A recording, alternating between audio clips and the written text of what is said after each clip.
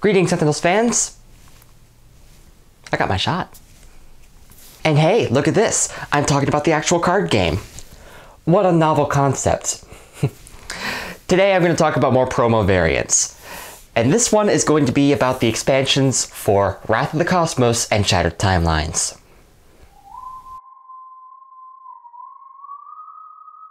Yes, even though my original reason for going in the reverse order is a bit of a moot point now, the pattern is set up so I will keep at it. And while Vengeance was made in between the Shattered Timeline and Wrath of the Cosmos expansions, those two are packaged together in the physical game, and Wrath came after. Which means we are looking at the variants for Chrono Ranger, Omnitron X, Captain Cosmic, and Skyscraper. Let's start with the world's best time-traveling cowboy, Chrono Ranger. Good old Jim has his base variant and his Best of Times version. Regular version is pretty simple, 1 point of projectile damage. Pow! Damage is always nice to have. Granted, this power is easily replaced by pretty much all the others, but having consistent damage out of the gate is good to have no matter who you are, especially with the kinds of damage boosts that Chrono Ranger has access to. Now, Best of Times is a weird one. It changes the best power to one that interacts with the bounties. Essentially, you choose a target, and until the next time you use a power, do note the distinction between this and effects that wear off at the start or end of turn phases. All bounties in play affect that one target. So essentially, you place bounties on different targets and then stack them all on one. Usually for me, this ends up with me placing all the bounties on the main bad guy, and then having those bounties affect other targets. Now, you'd think I'd like Best of Times more, since it interacts with his deck some more, but the problem is that it's more situational and not really necessary all the time. After all, generally I want to try to remove hostile targets as soon as possible. And unless Chrono is really early in the turn order, he may not even get the opportunity to pile on those bounties. It also requires that he have bounties in the first place, which is not always a guarantee. Besides, Chrono Ranger has enough cards to salvage or summon destroyed bounties that he doesn't need a method of saving them. I usually replace the power with one of his weapons later on. I mean, you do the same with his base power as well, but you get immediate use out of the base power. I personally think original wins. Next, we have Omnitron X, a wonderful little time travel bot. He has two variants, Base and Omnitron U. The regular version peaks at the top card of the deck and places it either in play or in trash. This can make for effective acceleration of his own preparation and that of other heroes. However, since you don't have the option to place cards in the hero's hand, you do occasionally run into the issue where you get a card you want to save for later, but it has to be taken away from you. Otherwise, this is a neat little effect. Good anytime power. Omnitron U, however, I find a ton of fun. When you activate this power, it gives you the option to either play a card from your hand, or salvage an equipment card from your trash and place it in your hand. This alone makes for quicker setup, fast action, and reliable recovery if your stuff gets blown up, as Omnitron is wont to do. It is, however, the other effect on this power that is so awesome. Until the end of his next turn, whenever one of his cards is destroyed, he may deal 2 damage to a target of his choice. And is any of his cards, not just equipment. So it also works for his ongoings, which means you get some extra fun out of Slip Through Time. So if you are unlucky and his components blow up, you can spend your next few powers recovering them. But the real craziness is the sacrifice cards. You are able to use the card play from the power to play Singularity or Self-Sabotage. If you destroy Omnitron U's stuff with that card play, then you also get the destruction bonus from the power. What's more, the power's explosion ability persists after the power phase of the next turn, so you can actually double stack it for that one card play. Okay, math time. So let's say that it's been a few turns, and Omnitron U has 5 components in play and has used his power on his previous turn. If you use his power on this turn and use it to play Self-Sabotage and destroy those 5 cards, you would get 5 instances of 2 damage, multiplied by 2 because of the previous turn's effect is still active, for a total of 20 damage overall. And then the actual card effect happens and hits for 5 times 2 damage, for 1 instance of 10 damage. That gives you a grand total of 30 damage for the cost of 1 action. It's easily a Wrathful Retribution or an Orbital Death Laser right there. That's more than half an Ambuscade. And that's just Omnitron himself, not even counting whatever is going on with the rest of the battle.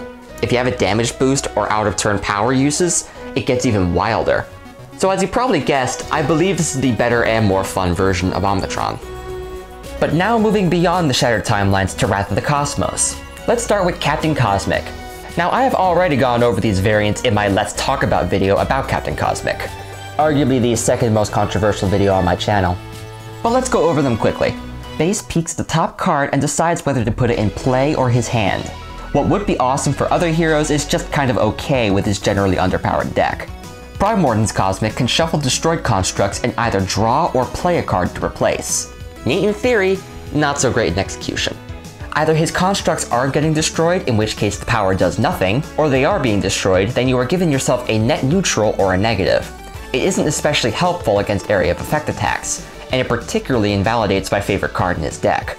The only thing I like about this variant is the artwork, because that is a lovely jacket. Extreme Cosmic switches out fast setup for constant damage. It gets a bit more utility out of the constructs. I'd say it's a sideways difference, not better or worse than the original. Requital Cosmic plays the top 3 cards of his deck in any order at the cost of some health if you have too many constructs after it's done, making it much more effective at setup and allowing some fun choices when the destruction cards come up. It makes the power much more of a gamble, but with strategy inside that gamble. Its speed makes the deck much more effective by getting more cards in play at a time, but it still requires planning in order to prevent Cosmic from killing himself. This makes it the most effective and, in my opinion, the most fun way to play Captain Cosmic. Whew.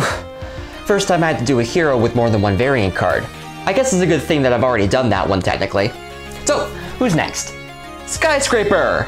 Ah, nuts. Yeah, Sky has only one other variant, but that variant has 3 cards. Now, just like the Southwest Sentinels, I'm going to judge both of these variants in groups. Unlike the Sentinels, though, you can't mix and match these ones. At least in digital. It's not like we can stop you in the physical game. Now in both versions, Sky has 3 roles depending on her size. They are for preparation, precision, and punching? I couldn't think of a good P word for her huge form. Starting with base normal size, her power is to draw 2 cards. So right out the gate she has access to very fast card draw, and the more cards in your hand, the more you can plan out your turns, have options for switching sizes and whatnot. In huge form, she's all about lots of damage spread all over the place. But unfortunately, that includes damage being spilled over onto her fellow heroes. Her power in huge form is a pretty good depiction of this. It deals 2 sonic damage to all of her foes, but she also deals 0 damage to all of her allies. Of course, this means she isn't going to hurt her friends in normal situations.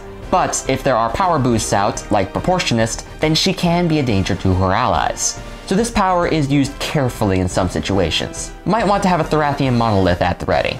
Her Tiny card plays around with the other major mechanic, her Links. This power first allows her to play 2 Links from her hand, then, after any resulting effects finish, she can either take 1 Link on the field and put it back into her hand, or go through her trash and salvage 2 Links from there. This makes the Link cards into machines that can be played and replayed in bulk. Their disposability makes it great for heroes that destroy their friends' stuff, or you can just set up for a big boom.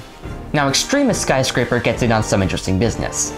She's doing preparation on her normal card, but this one, when you activate her power, makes her play a Link card or salvage a Link card. But after she does that, she plays the top card of her deck, so that adds a bit of randomness. You don't know what she will do, and you don't know what size she will be at the end. Now the size doesn't matter all that much because you have another opportunity to change sizes before you use another power, but it can change things up. Her huge form can destroy an environment card, and if that card happens to be a target, she throws it at a bad guy and deals 3 damage. However, if the card wasn't a target, or if she doesn't destroy anything with this power, she deals 2 points of sonic damage to everything. Yes, this leads much more into the collateral damage part of her huge form, presenting more of a possible danger for her allies. If you got the latter effect, she returns to normal size once the power is over.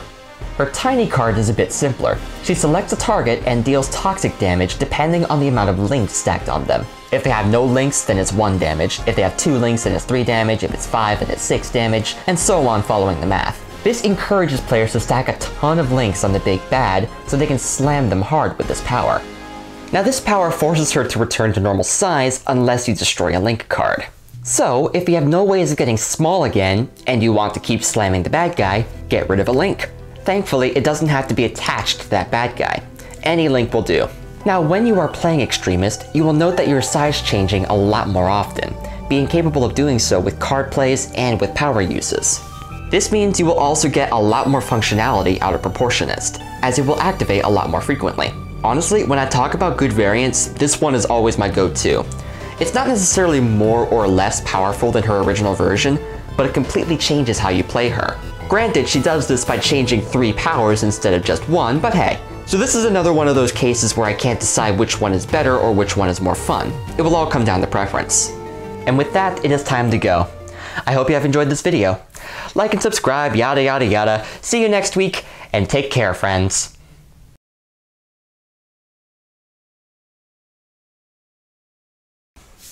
Pow.